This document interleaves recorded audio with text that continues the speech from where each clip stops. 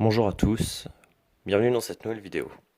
Suite à mon absence d'environ 9 mois sur la chaîne, oui ça fait un peu beaucoup, je souhaitais vous prévenir que je comptais reprendre les vidéos d'une manière plus régulière.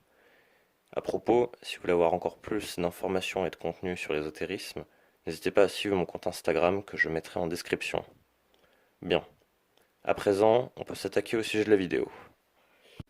Donc, qui sont les élémentaux? Les élémentaux sont des entités spirituelles issues de plusieurs folklores à travers le monde, ayant comme fonction de régir et protéger la nature. En ésotérisme, ils se présentent sous 4 éléments étant donc le feu, l'eau, l'air et la terre, comme vous les connaissez. Ce qui est assez étonnant car il y a aussi l'élément éther, donc l'élément invisible, dont je parlerai dans une prochaine vidéo. Mais cela se justifie par le fait qu'ils sont des esprits incarnés dans un corps qui est donc bien plus subtil que la matière. Donc en soi, ils dirigeraient donc tous le domaine de l'éthérique, en plus de leurs éléments, car ce sont des esprits appartenant au monde éthérique. À propos, les élémentaux ont leur propre hiérarchie, tout comme les anges et les démons. Tout d'abord, on peut distinguer les élémentaux classiques, donc ceux dont on parle dans la vidéo, s'occupant de la nature, la protégeant. Ils dirigent le processus de vie de tous les règnes, vivifient et spiritualisent la matière. Ensuite, il y a les élémentaux supérieurs. Ils ont une puissance énergétique bien plus importante. Ils régissent les élémentaux classiques, servant d'intermédiaires dans les plans astrals sur lesquels les élémentaux ne peuvent pas intervenir. Puis pour finir, on a les devas, comparables à des anges. Ils envoient des informations permettant aux vivants de se manifester dans l'harmonie. À présent, nous allons voir ce que chaque élémentaux symbolise et à quoi ils font référence. Tout d'abord, les élémentaux de la terre. Ils sont souvent affiliés aux gnomes, aux lutins ou encore aux trolls par exemple. Donc tout ce qui est créatures de la forêt, magique, etc. Leur symbole est la guérison, le travail, la carrière, l'argent et les biens matériaux de manière plus générale. Ensuite, il y a les élémentaux de l'air. Souvent affiliés aux sylphes, des sortes de fées des airs, et aux elfes. Ils sont également symbolisés par l'agilité mentale, les voyages astrals, les rêves et les intuitions. Ensuite, il y a le feu.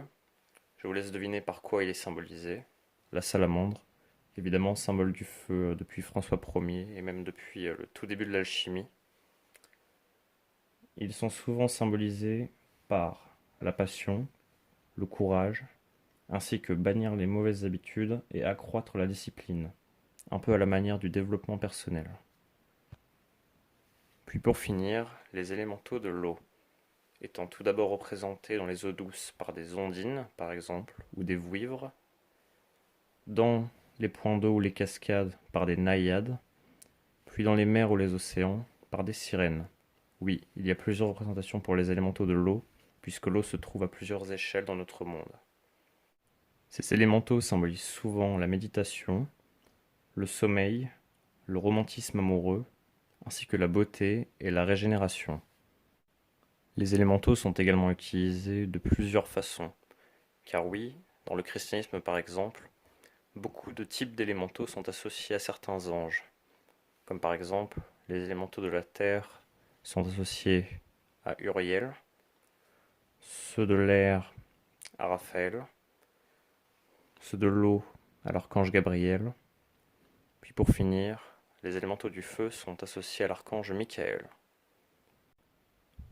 De même pour la culture gréco-romaine par exemple, certains stoïciens, dès l'Antiquité, associaient les dieux à des formes d'élémentaux, comme par exemple Zeus, le père de la vie, Poséidon, l'humidité, Athéna, l'éther, ou encore Déméter associé à l'élément terre.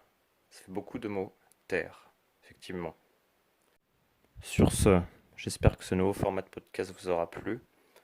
N'hésitez pas à vous abonner et à activer la cloche des notifications, car d'autres vidéos sur le sujet seront à venir.